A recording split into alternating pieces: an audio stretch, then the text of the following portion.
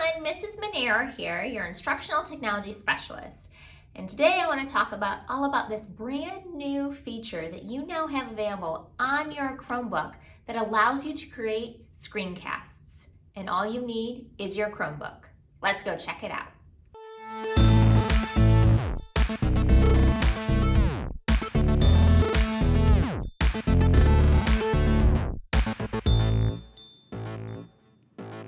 Google has introduced the Screencast app, which enables you to create screencast recordings without the need for additional applications.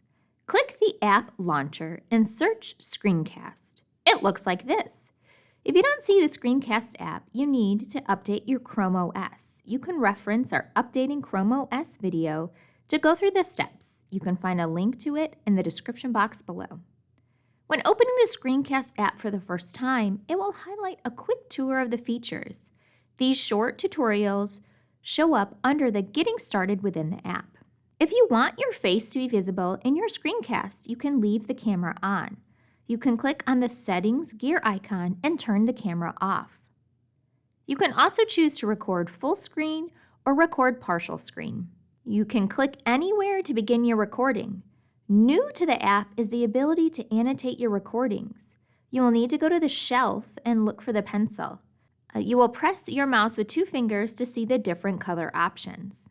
There is no eraser. When you are done annotating, go back to the shelf and click the pencil again.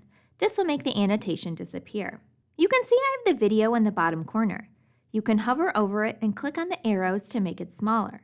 This is helpful if the video is covering important information you want to showcase. When you are done, hit the red Stop Recording button. Your recording will auto-upload into your Google Drive in a folder called Screencast. This recording will take a bit to process. This is because Google is transcribing your audio to text. When it is done processing, you can view the transcription of your video.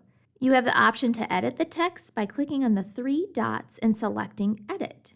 You can also choose to skip a section if you make a mistake and don't want to include it in the video. If you ever want to go back and re-add a skip section, you can. Now that you're done editing, you can share the screencast. The same Google Share settings are available. Viewers will view your screencast through the Chromebook app. An error message will appear if you try to share this with someone who doesn't have the Screencast app on their Chromebook. This is a great tool to use for student presentation and for teacher lesson creation. Give Screencast on Chromebook a try. I'm excited to see what you end up creating.